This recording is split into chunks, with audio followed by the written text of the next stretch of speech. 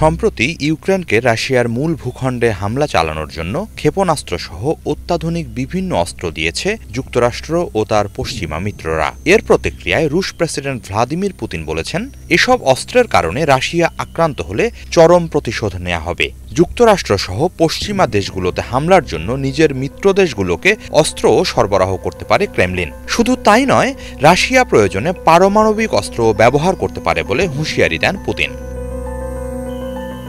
সার্বিক প্রেক্ষাপটে রাশিয়া ও যুক্তরাষ্ট্রের মাঝে উত্তেজনা দিন দিন চরম আকার ধারণ করছে। এরই মাঝে পারমাণবিক সাবমেরিন ও যুদ্ধজাহাজ নিয়ে যুক্তরাষ্ট্রের উপকূলের কাছেই কিউবার রাজধানী হাভানায় ভিড়েছে রুশ নৌবহর। এটিকে ক্রেমলিনের ক্ষমতা প্রদর্শনের অংশ হিসেবে দেখা হচ্ছে।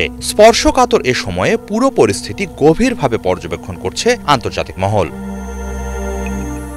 হাভানা থেকে মাত্র ১৮০ কিলোমিটার দূরে আমেরিকার উপকূল। কিউবা জানিয়েছে, রুশ নৌবহরে আছে একটি পারমাণবিক সাবমেরিন ও ৩টি যুদ্ধজাহাজ। বুধবার নোঙর করেছে এ নৌবহর। ১৭ জুন পর্যন্ত ৬ দিনের সফরে এই বহর কিউবায় অবস্থান করবে বলে জানানো হয়।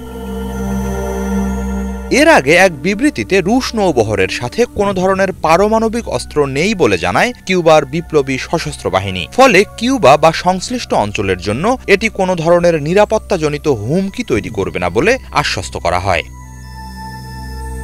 বন্দরে অবস্থানকালে রুশ নৌ কর্মকর্তারা হাভানার গভর্নর ও কিউবার নৌবাহিনীর কমান্ডারদের সাথে বৈঠক করবেন বলে জানানো হয়েছে। একই সাথে দেশটির বিভিন্ন ঐতিহাসিক, সাংস্কৃতিক ও দর্শনীয় স্থানে ভ্রমণ করবেন তারা।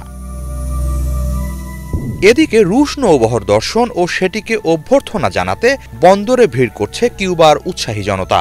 যুদ্ধজাহাজ হলেও সেগুলোর শান্তিপূর্ণ এই সফর ঘিরে কোনো উদ্বেগ নেই তাদের মাঝে। হিজল জোবায়ের, বাংলাভিশন।